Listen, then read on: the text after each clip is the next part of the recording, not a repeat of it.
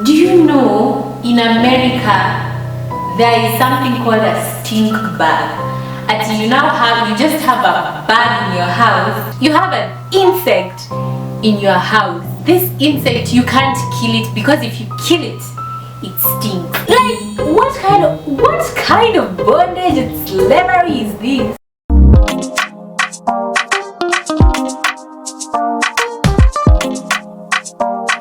Hi everyone, welcome back to Vavart 25. If you're new here, my name is Maiva and this channel is all about art, craft, story times, vlogs, lifestyle, and all that stuff in between.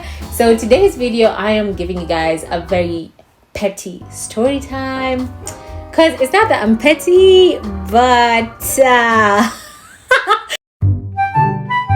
I'll tell you guys what happened. But before I do so, make sure you comment down below what you think the story time is gonna be about. Like the video, share it, and if you haven't subscribed already, like bombastic side eye, like make sure you subscribe. Let's get started. The year is 2019. I was in second year in university and I went to Calvin University, so it's a very let's just say it has a lot of white people, okay? And it's a small private Christian school, which nothing wrong with that, liberal arts. And yeah, so this is my second year in this school, and I've talked in another video about what I was studying and what my experience was like and all that, which check it out. So now there's this girl, I'm not gonna name her because it's like, why would I? But let's call this girl Jerry. So Jerry is a white girl, and so Jerry is a friend of mine, and Jerry lives on the same dorm, the same floor as me, everything. So one day I was in my room, I was just chilling. I don't know what I was doing, but I was just doing whatever. So Jerry knocks, she comes in, and Jerry's like, no, cut, because this isn't going well. How is this girl white but her name is Jerry? No. Oh, Kayla, yeah, I like that name. Let's do Kayla. So Kayla walks into my room, and then she's like, hey, I have a question for you. I'm like, yeah, what's up? Like, what do you need? She said, I have some homework and I need help with it. I said, okay. And which was weird because this person was, first of all, this person was a grade above me, and like we weren't studying the same thing, and like I was just kind of like, okay, like what I was like open. I was like, okay, what do you need help with? She says, I have French homework and I need help with it. I said, okay, cool, because I did French when I was in high school, but then after I didn't do it so much, so I was like, I'm losing it. In my head I'm like, I don't know if I'll be much help, because I haven't studied it in a while, but I'll help you. We'll do what we have to do to get this homework in. So then Kayla sits down and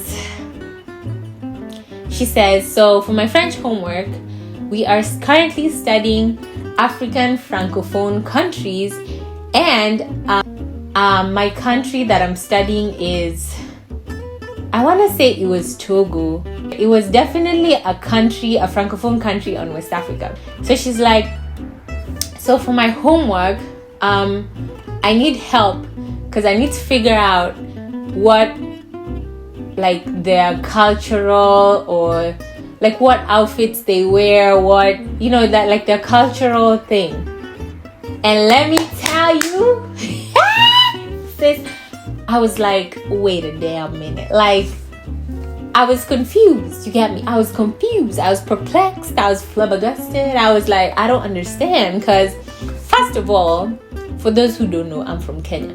So Kenya is in East Africa. Kenya is not a Francophone country. We were not colonized by the French people. So in my head, I'm like, I have no clue. Yes, I'm African. Yes, I know we have some shared customs and all that.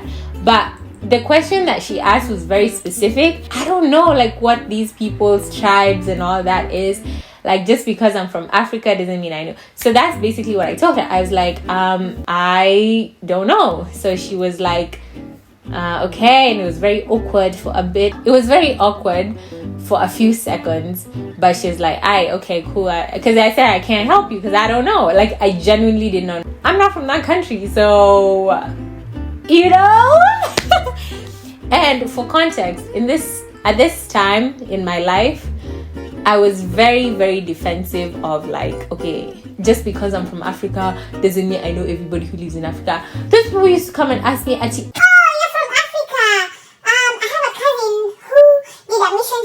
went to Namibia. And I'm like, okay, like, good for you, cousin. Like, so that's the mindset I was in. I was very defensive. I was like, Africa is not one country, which is not, by the way. If you still ask me now that kind of question, I'll still be like, what's wrong with you? But like, I was very defensive at that time. So that's the context. So this girl is asking me that, and I'm just like, you did not just tell Kayla, like in my mind, I'm just like, why are you doing this?